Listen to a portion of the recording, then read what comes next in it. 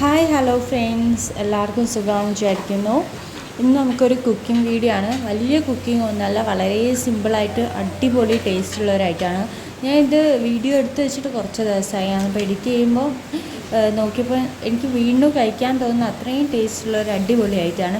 പ്രത്യേകിച്ച് ഈ മഴക്കാലത്തൊക്കെ നമുക്ക് കഴിക്കാൻ പറ്റിയൊരു ഐറ്റമാണ്. ചോറിൻ്റെ കൂടെ വേണമെങ്കിൽ അച്ചാറൊന്നും ഇല്ലാതെ കൂട്ടി കഴിക്കുക, അല്ലെങ്കിൽ വെറുതെ ഇങ്ങനെ മഴയൊക്കെ നോക്കി കഴിക്കാൻ അടിപൊളിയാണ്. നമ്മളിങ്ങനെ പൈനാപ്പിൾ ഇത് നമ്മുടെ വീട്ടിൻ്റെ അടുത്ത് തന്നെ ഉണ്ടായ ഒരു പൈനാപ്പിളാട്ടോ.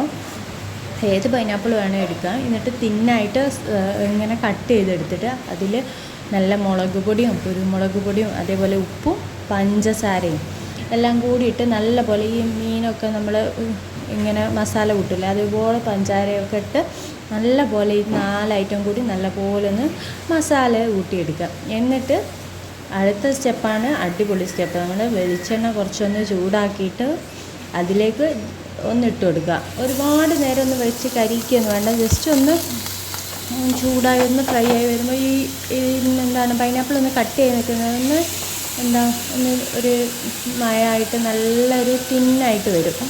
ആ ഒരു ടൈമിൽ ഇങ്ങനെ എടുക്കുക. വേഗം തന്നെ ഒന്നൊരു മറിച്ചിട്ടൊക്കെ ഒന്ന് വേവിച്ച് വേഗം തന്നെ എടുക്കാൻ പറ്റും. അപ്പം എന്നിട്ട് നമുക്ക് വെറുതെ കഴിക്കാനും നല്ല അടിപൊളി ടേസ്റ്റാണ്.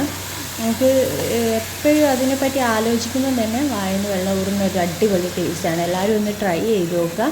പിന്നെ എൻ്റെ വീഡിയോ ആദ്യമായിട്ട് കാണുന്നവരുണ്ടെങ്കിൽ ഒന്ന് സബ്സ്ക്രൈബ് ചെയ്ത് സപ്പോർട്ട് ചെയ്യുക. അതേപോലെ ബാക്കി വീഡിയോസും കൂടിയൊക്കെ ഒന്ന് കാണുക.